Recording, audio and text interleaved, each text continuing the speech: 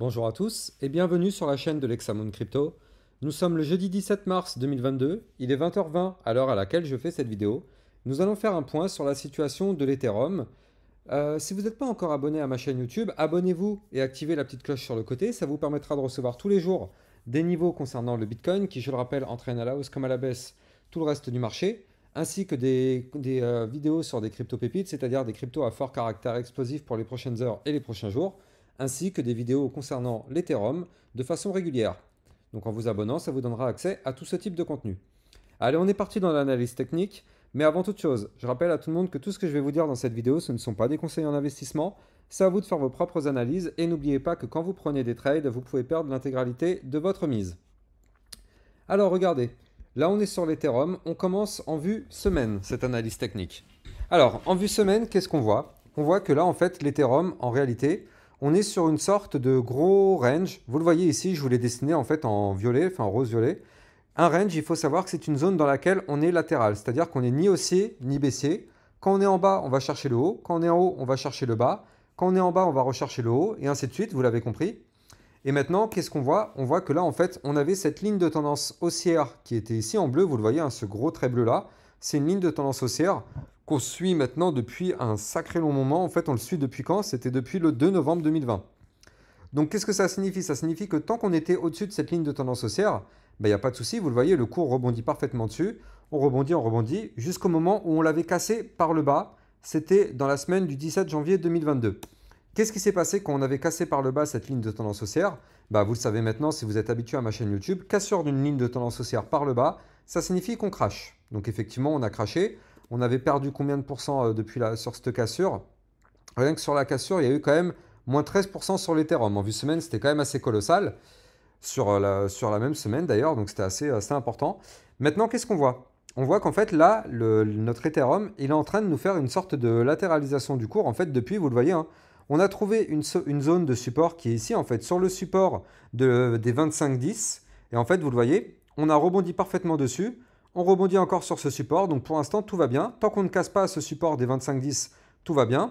Maintenant, là, vous le voyez, hein, on est en train de former potentiellement en vue semaine une sorte de double bottom. Donc je rappelle, un double bottom, c'est une figure chartiste de retournement haussière à partir du moment où on casse par le haut la ligne de coup de la figure. La ligne de coup, elle est ici. C'est la zone des 3053. Vous le voyez ici, c'est le point de jonction justement des deux creux. Donc là, vous le voyez, on a un premier creux là, on a un deuxième creux là. Et du coup, là, le point de ralliement des deux creux se situe ici. Donc, c'est le niveau qu'on appelle la neckline ou la ligne de coup. Voilà. Donc du coup, si on casse effectivement en vue semaine ce niveau-là, là, vous le savez, hein, un double bottom, quand c'est validé, en toute logique, ça pump. Donc on n'y est pas encore, hein, le niveau en vue semaine, vous le voyez, il reste encore un petit peu à récupérer. Surtout que là, entre-temps, on va avoir une résistance au 2974. Donc effectivement, il faudra faire attention à ça. Donc là, on est en vue semaine, effectivement, on voit aussi qu'on est en train en gros, de tenter la cassure du ruban de moyenne mobile. Vous le voyez, le ruban de moyenne mobile, en fait, c'est ici. Toutes les lignes que vous voyez là, en fait, on appelle ça le ruban de moyenne mobile. C'est la moyenne des X dernières semaines. Donc, chaque ligne, ça correspond à une moyenne. Et donc, du coup, toutes ces lignes, ça forme des résistances. Et donc là, vous le voyez, hein, actuellement, on est pile poil en train d'être sous la résistance du premier niveau du ruban de moyenne mobile, c'est-à-dire ici les 2824. Ça veut dire que là, tant qu'on ne casse pas par le haut ce niveau-là, entre guillemets, on est bloqué. Maintenant, si on arrive à casser ce niveau, le but, ce sera de pump pour aller chercher le haut du ruban de moyenne mobile qui se termine ici au 31-21. Donc ça, c'est pour la vue semaine. Donc pour l'instant, vous le voyez, on est sur une configuration plutôt sympa. Mais moi, ce n'est pas ça que je voulais vous montrer. C'était surtout la partie en vue jour qui est pour moi encore plus intéressante. Allez, regardez. On passe tout de suite sur la vue jour. Voilà, je zoome un petit peu pour que vous puissiez bien comprendre ce qui se passe. Regardez en vue jour comment c'est explosif. Il y a trois choses qui sont intéressantes. La première chose, ici, là, vous le voyez, on a un trait bleu. Le trait bleu, on appelle ça une ligne de tendance baissière. Ça signifie que tant qu'on est en dessous de cette ligne de tendance baissière, comme son nom l'indique, on est baissier. Regardez comment c'est chirurgical. Là, vous le voyez, on fait un premier rebond sur la ligne, on n'arrive pas à la casser. On fait un deuxième rebond sur la ligne, ici, on n'arrive pas à la casser.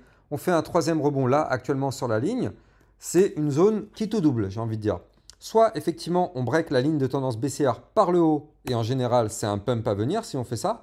Donc, je vous donne le niveau. Si on arrive à casser en vue jour les 2839, effectivement, ça pourrait être un signal d'achat pour la suite.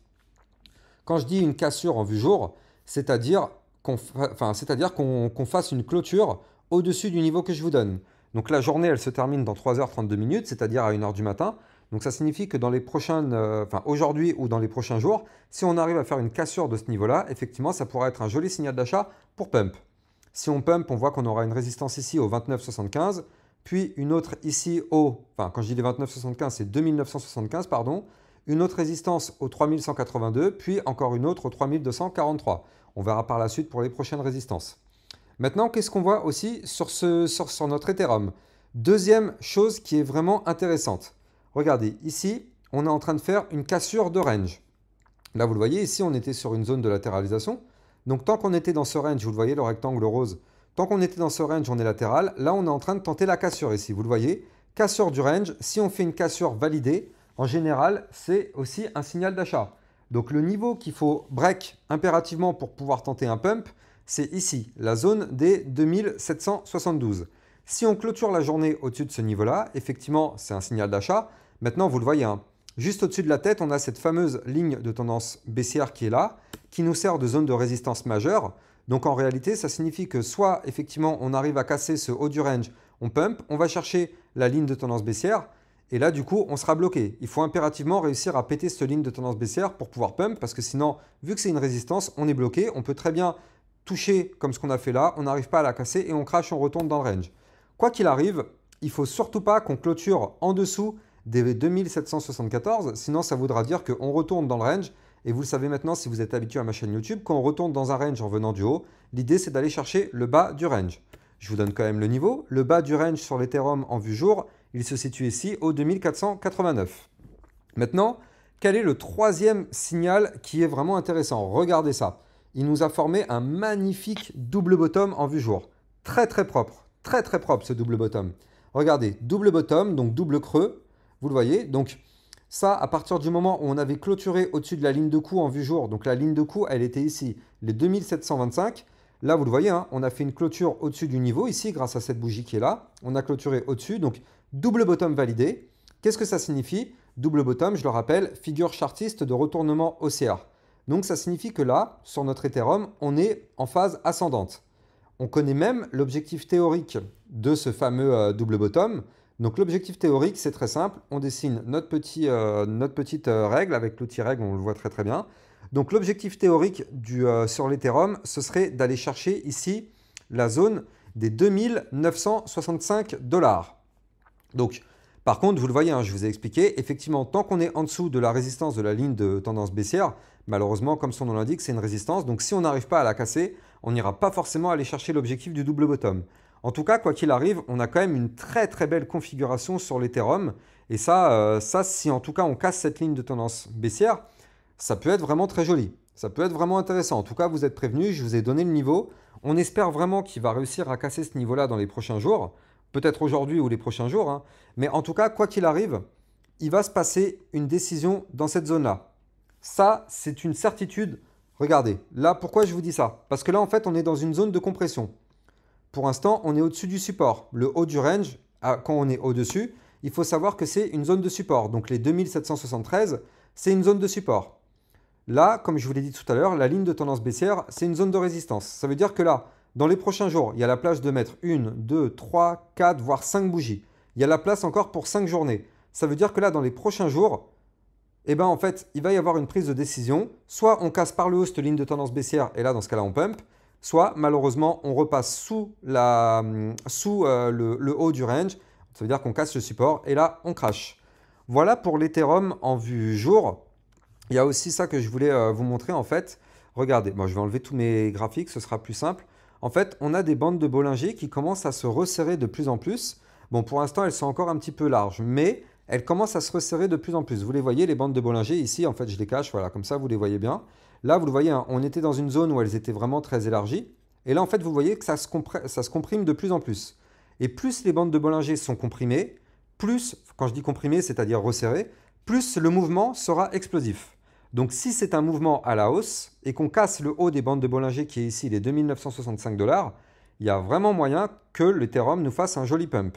Et ça vraiment, ça pourrait être vraiment intéressant. Allez, on va terminer cette analyse en se mettant en vue 4 heures pour essayer d'y voir un petit peu plus clair. Alors, en vue 4 heures, regardez. Donc, on est sur une sorte de... On va le dessiner ensemble hein, d'ailleurs. Hop, voilà. On est sur une sorte de canal ascendant, en fait. Donc, je vais le dessiner avec vous d'ailleurs, comme ça au moins vous voyez comment on fait. Tac, on va chercher un minimum de 3 points. Je vous ai d'ailleurs fait des vidéos, hein, formation pour tous ceux qui veulent apprendre les bases du trading, comment on fait un canal ascendant, comment on dessine un range. Tout ça, je vous l'ai déjà fait dans plusieurs vidéos formation.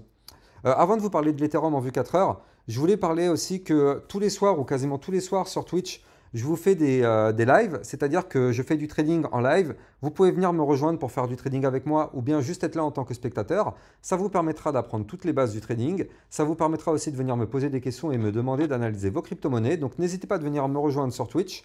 C'est Lexa_Moon_Crypto. Vous allez trouver aussi le lien de mon Twitch dans la description de la vidéo que vous êtes en train de regarder actuellement. Alors, revenons sur notre Ethereum en vue 4 heures.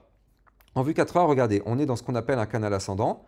Donc, tant qu'on est dans ce canal, on est ascendant. On fait des points hauts de plus en plus haut, des points bas de plus en plus haut. Donc, vous l'avez compris, on est ascendant.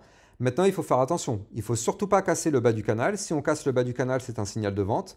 Donc, si on casse les 2789, effectivement, signal de vente, on risque de cracher. Par contre, si on casse dans les prochaines heures le haut du canal ascendant, qui est ici les 2871, là, effectivement, dans une échelle de temps plutôt court terme, bah là, il y a moyen que ça pump. Et si on pump, on ira chercher ici la zone des 2975 $ dans les prochaines heures, à condition effectivement qu'on casse par le haut ce canal ascendant. Voilà, je pense qu'on a fait le point sur l'Ethereum pour une échelle de temps plutôt moyenne durée et aussi courte durée, enfin moyen terme et court terme. Je rappelle que j'ai un Twitter sur lequel je diffuse des alertes en temps réel. Et si cette vidéo vous a plu, n'hésitez pas à vous abonner à ma chaîne YouTube. Ça vous permettra de recevoir régulièrement des vidéos concernant l'Ethereum. Et puis voilà, moi je vous souhaite une bonne journée et je vous dis à très bientôt pour une prochaine vidéo sur l'Ethereum. Ciao ciao!